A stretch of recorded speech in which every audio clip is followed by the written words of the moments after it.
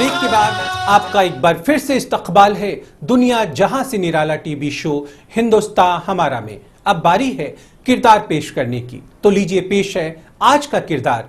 Film है Indian. आदाब, मैं हूं हेमंत मिश्रा। किरदार में आप सभी का इस्तकबाल है। आज हम बात कर रहे हैं फिल्म इंडियन और उसके एक खास किरदार वसीम खान की। आज तक हमने कई बार हिंदुस्तान के हाथों शिकस्त खाई है, और वो इसलिए खाई है क्योंकि हमने आमने सामने की लड़ाई लड़ी है। लेकिन अब हम आमने सामने की लड़ाई में हिंदुस्तान से नहीं जीत सकते। और इस पूरे सब्जेक्ट पर बात करने के लिए हमारे साथ मौजूद हैं हमार सिनेमा की एडिटर और मुल्क की जानी मानी फिल्म क्रिटिक गीता सिंह जी। गीता जी, इंडियन फिल्म की जब बात होगी तो आपको किसका किरदार सबसे ज्यादा याद आएगा? इंडियन फिल्म की जब भी बात होगी तो ये फिल्म पूरी तरह से सनी देओल की फिल्म थी, और इस फिल्म को प्रोड्यूस भी उन्होंने ही किया था। तो पूरी फिल्म में बस सनी देओल ही नजर आते हैं और उन्हीं के नाम से ये फिल्म हमेशा याद की जाती रहेगी। सनी देओल की अगर फिल्मोग्राफी की बात करें तो अक्सर उन्होंने पेट्रियोटिक फिल्में की हैं, तो जो पेट्रियोटिक फिल्में काफी उनकी हिट भी हुई हैं, क्या कारण रहा है ऐसा? सनी देओल की अगर हम फिल्मोग्राफी की बात करते हैं तो उनकी लगभग सारी फिल्में एक्शन फिल्में हैं, और वो धर्मेंद्र के बेटे जो धर्मेंद्र ही मैन की, जिन्हें बॉलीवुड में एक पहचान मिली थी, उन्हीं के बेटे के तौर पे एक सुपर हीरो या फिर एक एक्शन हीरो की हम कह सकते हैं सनी देओल को एक पहचान मिली है। इंडियन फिल्म भी उनकी पेट्रियोटिक फिल्म है, लेकिन इसमें देशभक्ति से ज्यादा एक्शन हमें दिखा है। वो एक्शन जो एक पुलिस ऑफिसर और एक आम जनता के बीच में कोई अगर एंटी सोशल एलिमेंट आ जाते हैं, उस तरीके का एक्शन इस फिल्म में नजर आया है। अक्सर फिल्मों में नया नया लुक लेकर के आते हैं सनी देओल। बॉलीवुड में अगर हम देखेंगे तो लगभग सभी हीरो अपनी मेहनत से ही आगे बढ़े हैं। उनकी एक्टिंग में जब तक उनकी मेहनत नजर नहीं आएगी तो एक नाम नहीं कमा पाते। सनी देओल का नाम भी उनकी एक्टिंग के साथ साथ उनके एक्शन, उनके स्टंट के स्टाइल की वजह से हुआ। और फिल्म में जैसे कि वो एक डीसीपी बने हैं, और डीसीपी के हिसाब से उन्होंने अपने आप को बहुत फिट और बहुत अच्छा रखा है। सनी देओल अपनी हर फिल्म में एक फिट और एक अच्छी बॉडी के साथ नजर आते हैं। वसीम खान का किरदार मुकेश ऋषि ने निभाया था। वसीम खान का किरदार फिल्म में जब आया तो एक नेगेटिव शेड को लेकर के आया था। फिल्म के अंदर जो मेन मुंबई के कुछ बिजनेसमैन को दिखाया है कि जिनका कहीं ना कहीं पाकिस्तान के साथ लिंक होता है, वो मुस्लिम नहीं है, वो हिंदू हैं, लेकिन वो अपने साथ एक वसीम खान को जोड़ते हैं जिनकी तरफ से वो टेररिज्म को बढ़ावा देने की कोशिश करते हैं। लेकिन फिल्म के एंड आते आते वसीम खान भी कहीं ना कहीं पॉजिटिव रूप में आने लगते हैं। क्या आप मानती हैं कि सनी देओल का नाम ही फिल्में चलाने के लिए काफी है? बॉलीवुड के अंदर जो सुपरस्टार्स हुए हैं या फिर सदी के महानायक अमिताभ बच्चन जैसे भी हीरो की कई बार फिल्में फ्लॉप हुई हैं। किसी भी हीरो के नाम के साथ फिल्में तो अभी तक नहीं चलती थी, कुछ अगर अपवाद छोड़ दिया जाए तो। इंडियन फिल्म एक तमिल फिल्म थी वालारासु, उसकी रीमेक है।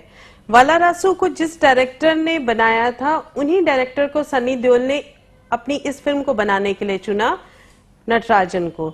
नटराजन ने इस फिल्म को उसी तरीके से, उसी क्राफ्ट में रखा जिस क्राफ्ट में तमिल फिल्म थी। इस फिल्म के अगर हम बात करते हैं तो इसका म्यूजिक अच्छा रहा है, और अपने म्यूजिक की वजह से ये फिल्म रिलीज होते ही अच्छी कमाई कर गई।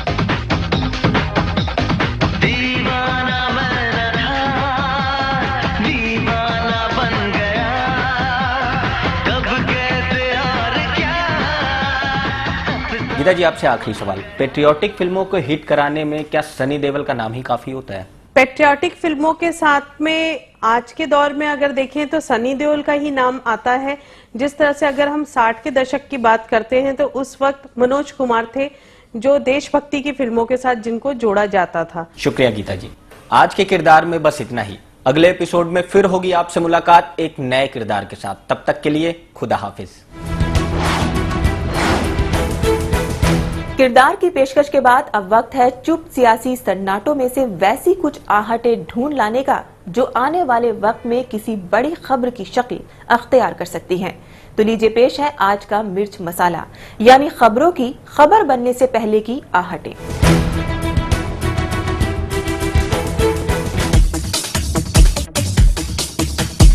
इस बार के मरकजी काबीना के फेरबदल से कोई शख्स अगर सबसे ज्यादा खफा है तो वे हैं सोनिया गांधी के माउथपीस माने जाने वाले लालू प्रसाद यादव। इस दफे मरकजी काबीना में शामिल होने के लिए लालू सचमुच बेकरार थे। जराए बताते हैं कि उन्होंने कई जरियों से सोनिया गांधी के पास इस उम्मीद का पैगाम भिजवाया था, यहाँ तक कि सोनिया से मिलने का समय भी मांगा था। कहते हैं लालू ने सोनिया को यह पैगाम भी भिजवाया था कि इस बार का लोकसभा इंतखाब वे कांग्रेस के साथ मिलकर लड़ने को तैयार हैं। लालू ने अपनी ओर से बिहार की 40 लोकसभा सीटों में से 12 पर कांग्रेस को लड़वाने की बात भी कही थी, पर सोनिया राहुल का दिल नहीं पसीजा। खासकर राहुल बिहार चुनाव में लालू से किसी भी तरह के इत्तेहाद के सख्त खिलाफ हैं।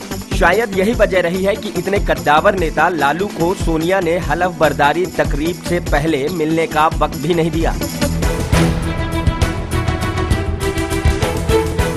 आज के एपिसोड में हम शामिल कर रहे हैं छत्तीसगढ़ की राजधानी रायपुर के रहने वाले शंकर चंद्राकर को। वो कहते हैं कि हिंदुस्तान हमारा उनका पसंदीदा प्रोग्राम है। इस प्रोग्राम के जरिए उन्हें मुस्लिम कौम के बारे में बहुत कुछ सीखने और जानने को मिलता है। यही वजह है कि वो इस प्रोग्राम का एक भी एपिसोड मिस नहीं करते। शुक्रिया शंकर चंद्राकर जी। यकीनन हमारा प्रोग्राम कौम और मजहब से कहीं आगे निकलकर इंसानियत के जज्बे को सलाम करता है।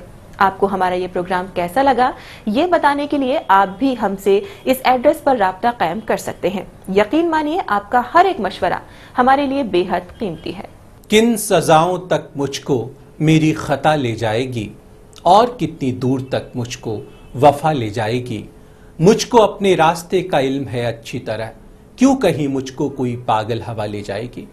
आज के एपिसोड में बस इतना ही। कल फिर होती है मुलाकात इसी वक्त, इसी चैनल पर, इसी प्रोग्राम में।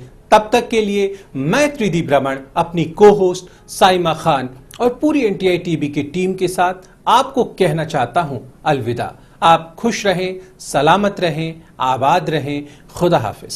खुदा हाफिज। कल के मकाम में हम आपको रूबरू कराएंगे जामिया मिलिया इस्लामिया यूनिवर्सिटी में इकोनॉमिक्स डिपार्टमेंट की हेड मोहतरमा डॉक्टर हलीमा सादिया रिजवी से।